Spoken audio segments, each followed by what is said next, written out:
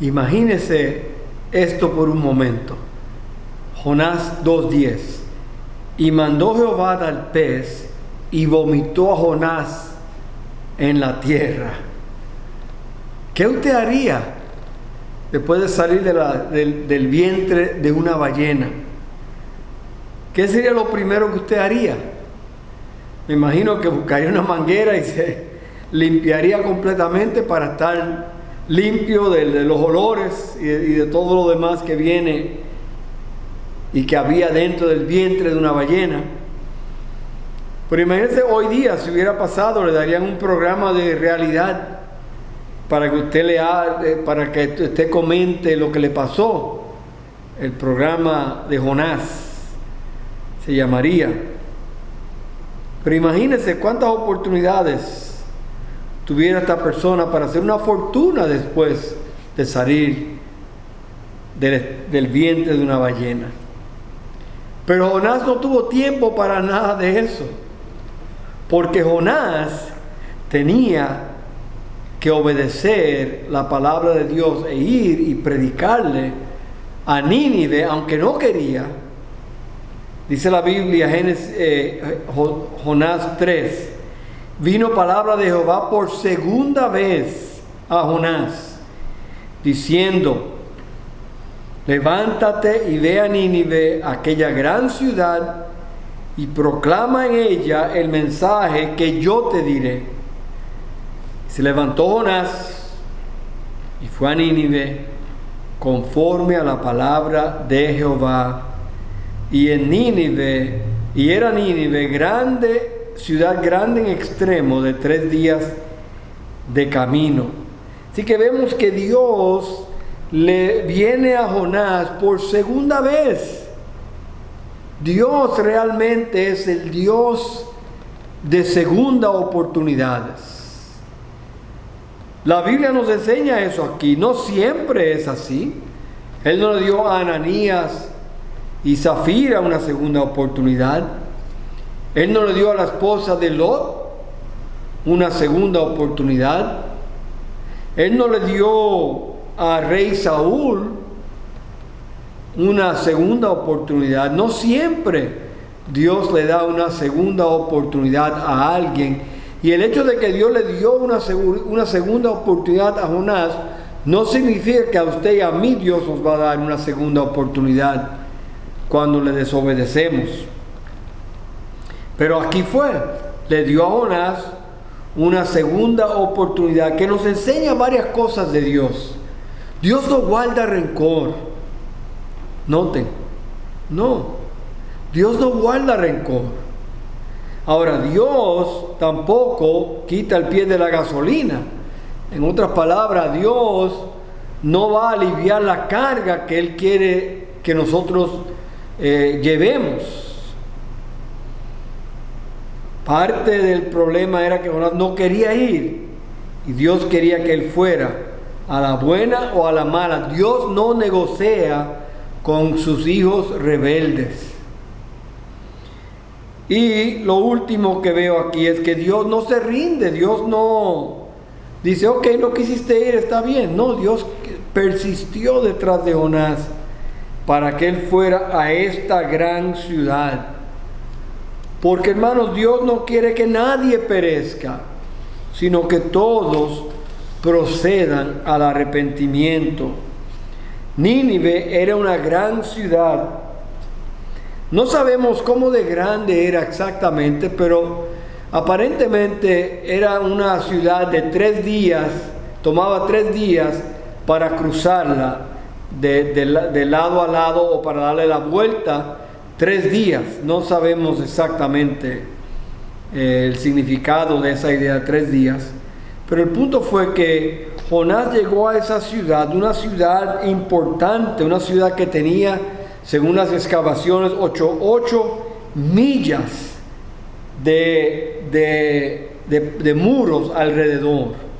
Así que era una ciudad bastante grande donde él tenía que ir a predicar. Y sabemos que Dios le dijo a Jonás que él tenía que ir. Jonás rehusó en el capítulo 1. Dios ahora le pide otra vez que vaya, porque el corazón de Dios no había cambiado. El corazón de Jonás tenía que ser cambiado, pero Dios, quien envió a su Hijo al mundo para que todo aquel que cree no se pierda, mas tenga vida eterna. Entonces encontramos en la palabra de Dios que Jonás de hecho obedeció la palabra de Dios. Y Jonás fue y proclamó lo que Dios le dijo que dijera. Noten el versículo 3. Se levantó Jonás y fue a Nínive conforme a la palabra de Jehová, y era ciudad grande en extremo de 3 días de camino, y comenzó Jonás a entrar por la ciudad, camino de un día, y predicaba diciendo: de aquí a 40 días Nínive será destruida. Ahora piensa usted, no es la mejor manera de evangelizar a un pueblo, darle juicio. No es la mejor manera de ganar amigos para Cristo, declarándoles juicio. 8 palabritas era el mensaje de Jonás. En hebreo son solamente 4 palabras. Yo he predicado mensajes cortos, pero nunca un mensaje de 8 palabras. Quizás algunos de ustedes quisiera que algún día yo predicara un mensaje de 8 palabras, pero es imposible predicar un mensaje de 8 palabras. Pero ese fue el mensaje que Dios le dio a él. 40 días, de aquí a 40 días, Nínive será destruido. Ellos dirían: ¿y quién eres tú? Tú no eres de aquí. ¿Y ese acento que tú tienes, de dónde es? O quizás, tú tienes un olor a pez. ¿Dónde tú estabas? Así que no sabemos exactamente, pero no fue la mejor manera de uno hacer una campaña de Nínive para Cristo. Enviar a un hombre que le diga: de aquí a 40 días Nínive será destruida. Eso no suena como una campaña de Billy Graham o de Luis Palau. Sin embargo, ese fue el mensaje de Dios para el pueblo. El pueblo de Nínive estaba listo para un avivamiento. Jonás no lo sabía, Nínive los ninivitas no lo sabían, pero Dios lo sabía. Noten que era un mensaje directo. Él no le dio vueltas, ninguna introducción, ninguna ilustración, ninguna historia, ningún chiste. Era directo. Era un mensaje simple que se podía entender. Era un mensaje efectivo, porque vemos que la obediencia de Jonás aquí lleva a que Nínive se arrepiente. Noten el versículo 5: y los hombres de Nínive creyeron a Dios y proclamaron ayuno y se vistieron de cilicio desde el mayor hasta el menor de ellos. Noten la obediencia de Jonás ahora es lo que llevó el resultado que Dios quería. Pero vemos que el pueblo se arrepiente al escuchar la palabra de Dios. Dios ama las grandes ciudades, porque en las grandes ciudades es donde vive la gente. Piense usted en pueblos en el campo, donde pensamos a veces que queremos vivir en el campo, queremos vivir en un lugar tranquilo, solitario. Sin embargo, hoy día la mayoría de las personas viven en la ciudad. Por ejemplo, en un pueblito como Redding, de pequeño, tenemos casi 98,000 personas viviendo. Dios quiere alcanzar las ciudades. Ellos creyeron a Dios, declararon un ayuno demostrando su arrepentimiento. Se vistieron con cilicio, que también tiene esa idea de pelo de animal, un símbolo de de lamento, de arrepentimiento, así como lo vemos en el libro de Esther y en otros libros. David, cuando lamentaba, se vestía de cilicio y se sentaba en cenizas. Ellos creyeron, pero también el rey creyó. Noten el versículo 6. Y llegó la noticia hasta el rey de Nínive, y él se levantó de su silla, se despojó de su vestido y se cubrió en cilicio y se sentó sobre ceniza. Esta fue su reacción personal. El mismo rey da el paso para demostrar arrepentimiento en su propia vida. Noten que la humildad es algo que vemos aquí. Él demostró sus defectos y él demostró su necedad, y él demuestra arrepentimiento en su vida. Pero también él pide que el pueblo también siga su ejemplo. Noten el versículo 7: e hizo proclamar y anunciar en Nínive por mandato del rey y de sus grandes, diciendo: hombres y animales, bueyes y ovejas, no gusten cosa alguna, no se les dé alimento ni beban agua, sino cúbranse de cilicio hombres y animales. Clamen a Dios fuertemente y conviértase cada uno de su mal camino y de la rapiña que hay en sus manos. El rey proclama un ayuno para todos, personas y animales domésticos. Les anima a vestirse de cilicio, les anima, le exhorta a clamar a Dios, le exhorta a renunciar sus caminos malos. Es interesante que no había necesidad de decirle al pueblo cuáles eran esos caminos malos. Ellos sabían cuáles eran esos caminos malos. Ellos sabían que ellos estaban mal con Dios. Ellos sabían que tenían que arrepentirse ante Dios. Qué interesante que nadie tuvo que decirle que por qué. Qué diferente a Estados Unidos, que por 50 años hemos permitido la práctica nacional de aborto hasta el viernes, hasta antes de ayer, que ya la Corte Suprema por fin quitó esa ley ilegal de decidir por toda la nación una práctica que no toda la nación quiere. Imagínese que Dios le dijera a Estados Unidos que va a haber juicio. ¿Usted cree que Estados Unidos se daría cuenta de su pecado o habría que darle una lista? Yo creo que habría que darle una lista por la arrogancia de esta cultura.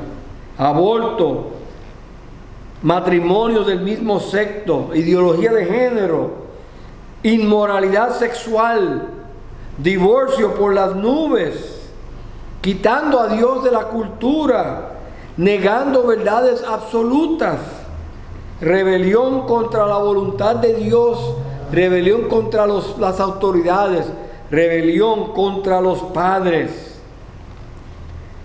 Ellos reaccionan y se convierte toda la nación. Dice el versículo 9: ¿quién sabe si se volverá y se arrepentirá Dios y se apartará del ardor de su ira y no pereceremos?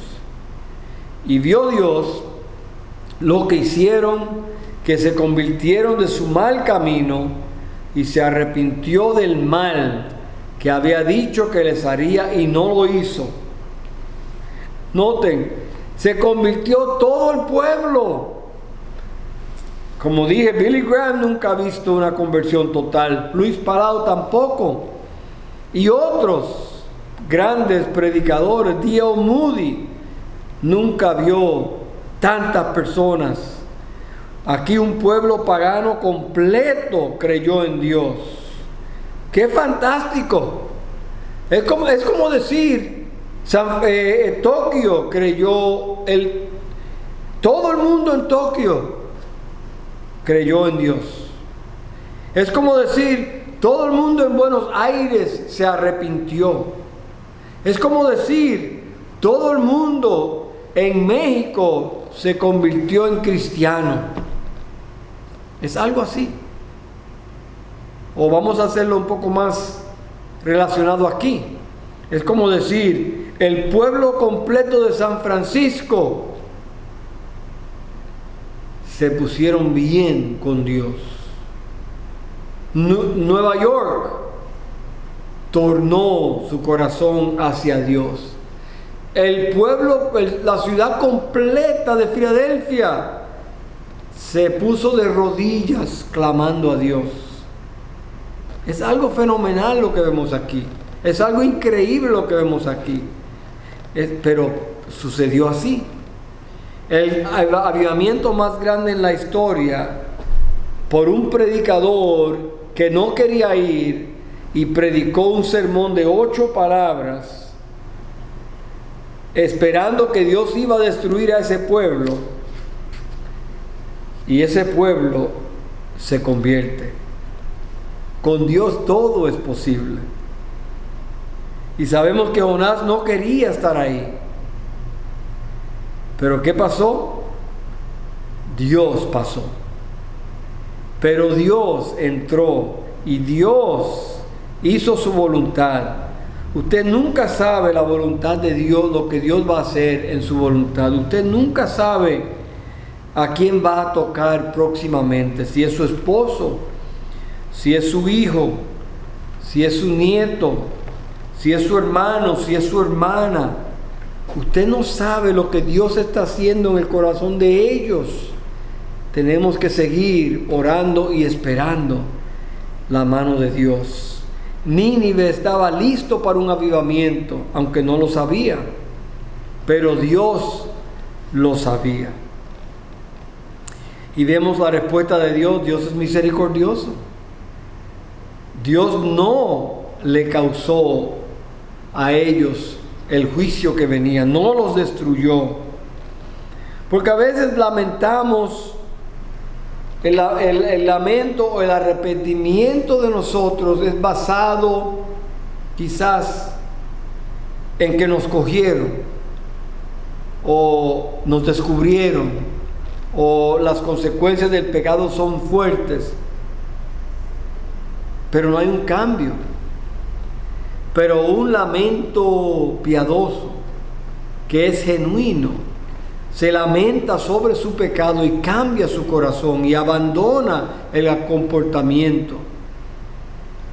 Lo dice aquí claramente. Ellos se tornaron, dice, se convirtieron de su mal camino. Se convirtieron de su mal camino. No dijeron, ay, lo siento, fue un error.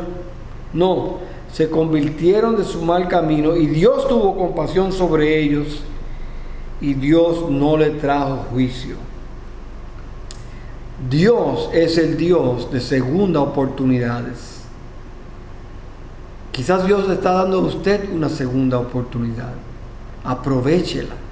No a todo el mundo se le da como se le dio aquí, pero Dios es misericordioso. Dios es compasivo. Dios no guarda rencor. Venga a Él en este día.